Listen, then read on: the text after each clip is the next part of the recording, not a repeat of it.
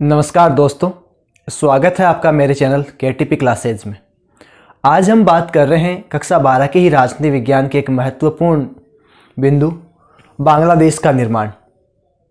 दोस्तों, समकालीन एशिया को हमने पढ़ा, उसका परिचय पढ़ा, और समकालीन जो एशिया है, इस एशिया के अंदर भारत, बांग्लादेश, श्रीलंका, नेपाल, भूटान और मालदीव जैसे जो देश शामिल हैं। अब हम उनकी शासन व्यवस्थाएं पढ़ेंगे कि किस प्रकार इस संघर्ष जो है इन शासन व्यवस्थाओं में रहे।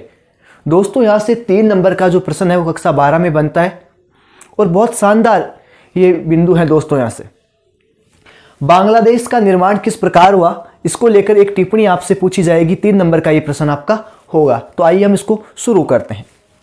दोस्तों, हम ये जानते हैं कि जब भारत अंग्रेजों का गुलाम था तो वो ब्रिटिश इंडिया के नाम से जाना जाता था, और जब ब्रिटिश इंडिया जो है, इस ब्रिटिश इंडिया से जब 2 राष्ट्रों का जन्म होता है 15 अगस्त 1947। दोस्तों, 15 अगस्त 1947 को जो है वो हिंदुस्तान को आज़ादी मिलती है।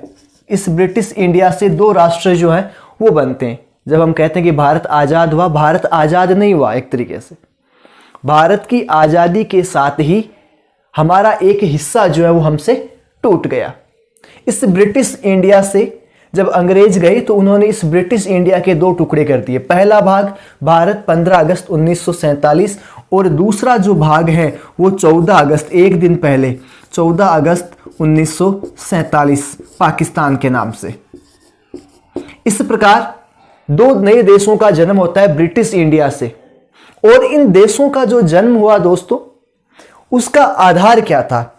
इसका आधार था धार्मिक जनसंख्या, क्योंकि मोहम्मद अली जिन्ना की ये जिद थी कि मुसलमानों के लिए एक क्या होना चाहिए, अलग देश होना चाहिए। अब ये अलग देश कैसे होगा? उन्होंने कहा मुसलमानों के लिए। तो इस ब्रिटिश इंडिया का जब विभाजन किया गया या भारत और पाकिस्तान का जो निर्माण हुआ, उसका आधार था धार्मिक जनसंख्या। और ये प्रश्न कई बार पूछा गया। हिंदुस्तान के बंटवारे का या दोनों राष्ट्रों के विभाजन का जो सबसे बड़ा आधार माना गया वो था धार्मिक जनसंख्या। मतलब जो मुसलमानों के जो बाहुल्य इलाके या जो मुस्लिम बहुल इलाके हैं वो पाकिस्तान का हिस्सा बनेंगे, और गैर मुस्लिम जो इलाके हैं वो हिंदुस्तान का हिस्सा बनेंगे। इस प्रकार 14 और 15 अगस्त 2 नए राष्ट्रों का जन्म होता है ब्रिटिश इंडिया से। यहां ध्यान देने योग्य बात है दोस्तों कि ये जो विभाजन हुआ, धार्मिक जनसंख्या के आधार पर जो विभाजन हुआ, इस विभाजन का सबसे बुरा जो असर है वो हिंदुस्तान के 2 राज्यों पे जो है वो सबसे ज़्यादा पड़ा। एक था पंजाब, जो हिंदुस्तान के कौन से भाग में था? पश्चिमी भाग में। और दूसरा था बंगाल, जो हिंदुस्तान के पूर्वी हिस्से की ओर था। अब जो पंजाब की साइड जो मुसलमान थे वो इस पश्चिमी, आज का जो हमारा पाकिस्तान है, जो हमारे हिंदुस्तान के पश्चिमी भाग में है, तो पंजाब के अंदर जो मुसलमान थे वो हिस्सा पाकिस्तान में चला गया, और जो बाकी बचे गैर मुसलमान थे वो पंजाब में ही हिंदुस्तान का हिस्सा बन गए। बंगाल की तरफ जो है बंगाली भाषी लोग थे, यानी हिंदू लोग थे, और कुछ मुसलमान भी थे। तो बंगाल, आज का जो पश्चिम बंगाल है, इस बंगाल के भी 2 टुकड़े हो गए। इस बंगाल के भी 2 टुकड़े हो गए, जिसमें मुसलमान बहुल इलाके जो थे वो पाकिस्तान बना, जिसको पूर्वी पाकिस्तान कहा गया, और बचा हुआ जो बंगाल का भाग था वो हमारे हिंदुस्तान का हिस्सा बन गया। अब मैं इस कहानी को थोड़ा सरल कर देता हूं दोस्तों। आज हमारा जो ये पाकिस्तान है, पड़ोसी राष्ट्र जो हमारे हिंदुस्तान के पश्चिमी इलाके में, ये पहले पश्चिमी पाकिस्तान कहलाता था, और बड़ा सोचकर अफसोस होगा, एक पाकिस्तान और मौजूद था। आज का हमारा जो पड़ोसी देश जिसको हम बांग्लादेश कहते हैं, ये उस समय का 1947 से लेकर दोस्तों, 1947 से लेकर, मतलब इस पाकिस्तान के निर्माण से 1947 से लेकर 1971 तक जो आज का जो बांग्लादेश है वो पूर्व में पूर्वी पाकिस्तान के नाम से जाना जाता था। अब क्या होता है दोस्तों कि ये जो पूर्वी पाकिस्तान था, जो पश्चिमी बंगाल का जो हिस्सा जो था उस समय, तो ये जो पूर्वी पाकिस्तान बना ये बंगाल से ही बना था। और बंगाल के अंदर से जो ये पूर्वी पाकिस्तान बना, तो निश्चित तौर पे यहाँ किस प्रकार की संस्कृति के लोग थे? यहाँ बंगाली लोग थे। मुसलमान बहुल इलाका चला गया पूर्वी पाकिस्तान में, यहाँ बंगाली भाषी लोग जो थे वो यहाँ अधिक थे, और पश्चिमी पाकिस्तान जो है वहाँ उर्दू बोलने वाले लोग ज़्यादा थे। अब हुआ क्या कि समय के साथ साथ जो ये पूर्वी पाकिस्तान जो था उस समय का, जो बंगाली भाषी लोगों का या बंगाली संस्कृति लोगों का जो भाग था, पश्चिमी पाकिस्तान का भाग था कहने को तो, लेकिन हो क्या रहा था कि जो पश्चिमी पाकिस्तान है वो इस पूर्वी पाकिस्तान के ऊपर अपनी जो उर्दू संस्कृति है इसको थोपने का प्रयास कर रहे थे। अब यहाँ से अब हम एक प्रश्न को हल कर रहे हैं कि बांग्लादेश निर्माण के कारण बताइए।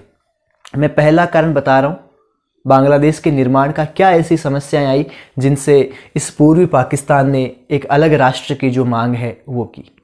पहली समस्या ये आई कि बंगाली संस्कृति के जो ये लोग, पूर्वी पाकिस्तान के लोग जो बंगाली संस्कृति को मानने वाले लोग थे, इन लोगों पर पश्चिमी पाकिस्तान की जो उर्दू संस्कृति है उसको ज़बरदस्ती थोपने का प्रयास किया गया, जिससे इन लोगों को लगा कि ये हमारी जो संस्कृति है उसको समाप्त करना चाहते हैं या ज़बरदस्ती हमारे ऊपर जो उर्दू की संस्कृति है उसको ये थोपना चाहते हैं। पहला बिंदु बनता है कि बंगाली जो संस्कृति है उसके ऊपर उर्दू संस्कृति को थोपने का प्रयास किया गया, जिससे उन लोगों को लगा कि ये हमारी संस्कृति को समाप्त करना चाहते हैं। इसको लेकर लोगों में एक विरोध की भावना पैदा हुई। दूसरी ये थी दोस्तों कि सत्ता में भागीदारी की मांग। जो पूर्वी पाकिस्तान था वो इस पाकिस्तान का हिस्सा होते हुए भी राजनीति में उसकी कोई इतनी ज़्यादा भागीदारी नहीं थी। 1949 में अवामी लीग जो है दोस्तों, 1949 में अवामी लीग का गठन होता है, और इस अवामी लीग का जो गठन है इसका उद्देश्य ये था कि ये जो पूर्वी पाकिस्तान है इसकी स्वायत्ता इसको दी जाए, इसकी और अधिक इसको जो स्वतंत्रताएं दी जाए, इसके लिए इसका अवामी लीग का गठन किया गया। लेकिन होता क्या है कि 1970 में जब पाकिस्तान में चुनाव होते हैं तो अवामी लीग जो थी, शेख मुजीब उस समय थे, शेख मुजीबुर रहमान, तो अवामी लीग पूर्वी पाकिस्तान की समस्त सीटें जीत लेती है। अवामी लीग जो शेख मुजीबुर रहमान की थी ये पूरी सीटें जीत लेती है पूर्वी पाकिस्तान की। लेकिन जब ये पूर्वी पाकिस्तान वाले ये मांग करते हैं कि अब जो संपूर्ण पाकिस्तान के लिए जो एक संविधान बनाने की जो बात थी, उसमें कुछ संशोधन करने की बात थी, तो ये पश्चिमी पाकिस्तान के जो नेता हैं वो इनको मानने से इनकार कर देते हैं। यानी ये जो पूर्वी पाकिस्तान के जो चुनाव के परिणाम आए इनको ही वो मानने से इनकार कर देते हैं।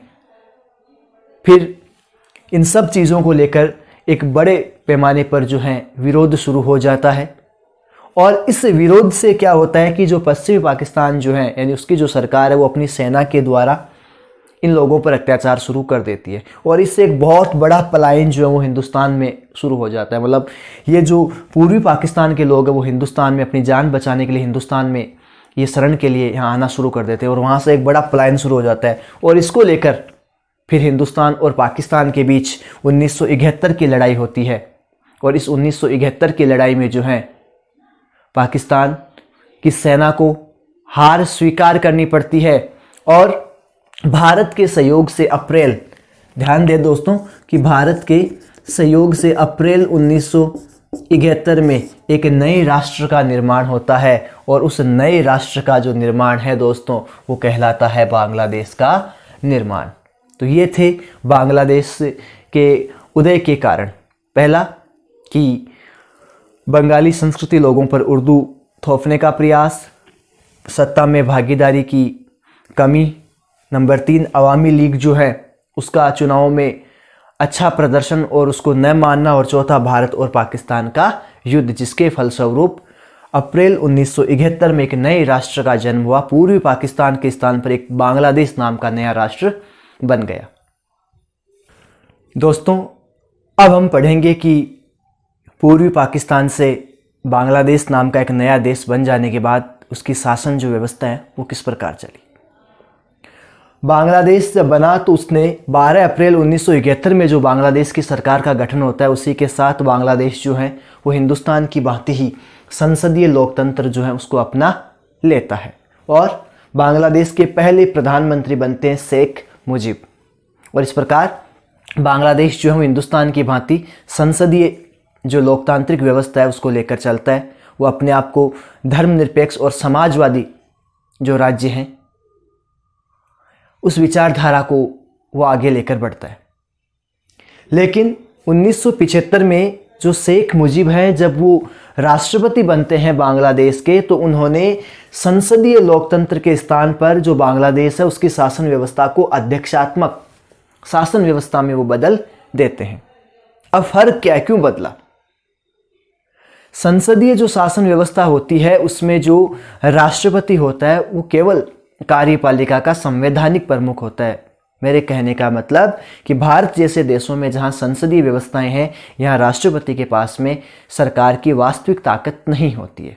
वास्तविक ताकत प्रधानमंत्री और उसकी मंत्रिपरिषद के पास होती है। शेख मुजीब को भी लगा कि अब मैं जब राष्ट्रपति बन गया हूँ और ये जो संसदीय व्यवस्था है तो इसकी वजह से मेरे पास जो पावर नहीं रहेगा, तो उन्होंने क्या किया, संसदीय लोकतंत्र के स्थान पर उन्होंने जो शासन की व्यवस्था थी उसको अध्यक्षात्मक बना दिया। अध्यक्षात्मक का सीधा सा अर्थ होता है कि जो सरकार की जो शक्तियां होती है वो राष्ट्रपति के हाथों में होती है। मतलब राष्ट्रपति यहाँ संवैधानिक प्रमुख ना होकर कार्यपालिका का वास्तविक प्रमुख बन जाता है अध्यक्षात्मक शासन व्यवस्था में। और जैसे ही शेख मुजीब ने अध्यक्षात्मक शासन व्यवस्था अपनाई, इनके खिलाफ विरोध शुरू हो गया और इनके खिलाफ सैन्य तख्ता पलट कर दिया जाता है, इनसे सत्ता छीन ली जाती है और इनकी हत्या भी कर दी जाती है। और इसके बाद जो सैनिक शासक थे, मतलब जो जनरल थे, जिया उर रहमान जो हैं, वो सत्ता संभालते हैं। और जिया उर रहमान ने 1975 में एक अपनी राजनीतिक पार्टी बनाई, बांग्लादेश नेशनल पार्टी, जो 1979 के चुनाव में जिसको जीत भी मिलती है और जिया उर रहमान जो हैं उनके पास सत्ता आ जाती है। लेकिन जिया उर रहमान की भी हत्या हो जाती है और उसके बाद जनरल जो एम इरशाद जो हैं, जनरल एम इरशाद जो हैं, वो बांग्लादेश की सत्ता पर काबिज हो जाते हैं। यानी हम ये कह सकते हैं कि जो बांग्लादेश है उसमें सैन्य शासन शुरू हो जाता है। लेकिन 1990 तक इनके खिलाफ भी धीरे धीरे जो है विद्रोह की शुरुआत हो जाती है, इनके खिलाफ प्रदर्शन शुरू हो जाते हैं और आखिरकार जनरल एम इरशाद को भी जो है वो 1991 में, दोस्तों, इनको भी 1991 में अपने पद से त्याग पत्र देना पड़ता है। और इनके त्याग पत्र देते ही पुनः बांग्लादेश में जो है वो संसदीय जो लोकतंत्र जो है उस शासन प्रणाली को दोबारा शुरू कर दिया जाता है, जो आज तक वर्तमान तक कायम है। अब मैं इसको पुनः संक्षेप में समझा देता हूँ कि बांग्लादेश की शासन व्यवस्था किस प्रकार रही। सबसे पहले बांग्लादेश में संसदीय शासन व्यवस्था शुरू होती है, लेकिन 1975 में, दूसरा बिंदु, 1975 में शेख मुजीब अध्यक्षात्मक व्यवस्था में बदल देते हैं, जिसके बाद उनकी हत्या हो जाती है। फिर जो जिया उर रहमान है उन्होंने बांग्लादेश नेशनल पार्टी के नाम से एक राजनीतिक पार्टी बनाई, जो 1979 के चुनाव में जिसको जीत मिलती है। लेकिन इनकी भी क्या हो जाती है, हत्या। इसके बाद जो सत्ता है वो जनरल एम इरशाद के हाथों में आती है। ये भी एक सैन्य जनरल ही थे, लेकिन इनको भी 1991 में त्याग पत्र देना पड़ता है और 1991 से जो लोकतंत्र है बांग्लादेश में वो सुचारू रूप से शुरू हो जाता है। ये कहानी थी बांग्लादेश के निर्माण से लेकर इसकी शासन प्रणाली तक।